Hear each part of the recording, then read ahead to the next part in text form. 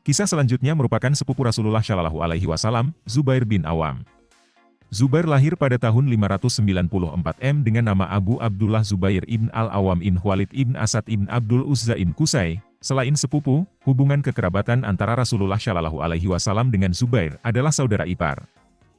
Hal ini disebabkan Asma, istri Zubair, merupakan saudara kandung dari Aisyah, istri Rasulullah. Sebagai informasi, Asma dan Aisyah merupakan putri dari Abu Bakar As-Siddiq. Kecintaannya pada Rasulullah Shallallahu Alaihi Wasallam dibuktikan melalui pengabdian dan pengorbanannya dalam melindungi Rasulullah dari berbagai ancaman. Dilansir dari tulisan Ummu Bakar, Rasulullah Shallallahu Alaihi Wasallam bahkan pernah membanggakan Zubair sesuai dengan hadits yang diriwayatkan oleh Bukhari Muslim berikut. Setiap nabi mempunyai penolong, hawari, dan hawariku adalah Zubair bin Awam. HR Bukhari Muslim, Zubair bin Awam termasuk ke dalam 7 orang pertama yang memeluk Islam saat usianya yang terbilang masih muda, tepatnya 15 tahun. Setelah memeluk Islam, Allah semakin melapangkan rezekinya dan Zubair pun semakin semangat untuk memberikan hartanya dalam dakwah, bahkan dalam buku Road to Jannah, Zubair membelanjakan semua hartanya di jalan Allah hingga ia wafat dalam keadaan terlilit utang. Harta kekayaannya pun didapat dari bisnis yang sukses. Dimulai dari latihan bisnis kecil-kecilan, berjualan, dan sebagainya, dikisahkan dari salah seorang sahabat seperti yang dikutip dari buku kisah-kisah terpuji Asmaul Husna tentang kedermawanan Zubair dalam berjuang di jalan Allah.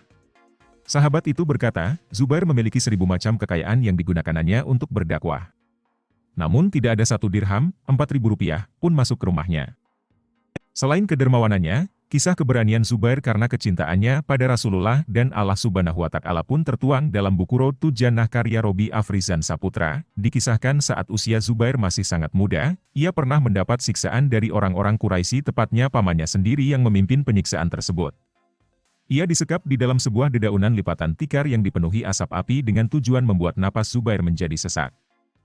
Zubair bin Awam pun dipaksa untuk mengingkari Allah Subhanahu wa Ta'ala dalam kondisi tersiksa dan sesak. Kaum Quraisy tersebut berkata, ingkarilah Tuhan Muhammad itu, niscaya akan aku lepaskan siksa ini darimu. Keadaan tersiksa sekalipun tidak menggoyahkan Zubair dalam mempertahankan agama Allah Subhanahu wa Ta'ala. Ia pun menjawab dengan, Zubair bin Awam pun dipaksa untuk mengingkari Allah Subhanahu wa Ta'ala dalam kondisi tersiksa dan sesak.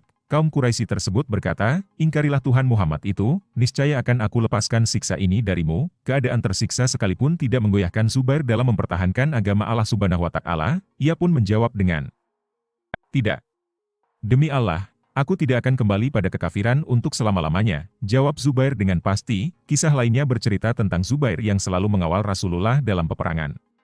Banyaknya luka di tubuhnya membuktikan keberanian dan keperkasaan Zubair dalam membela Islam.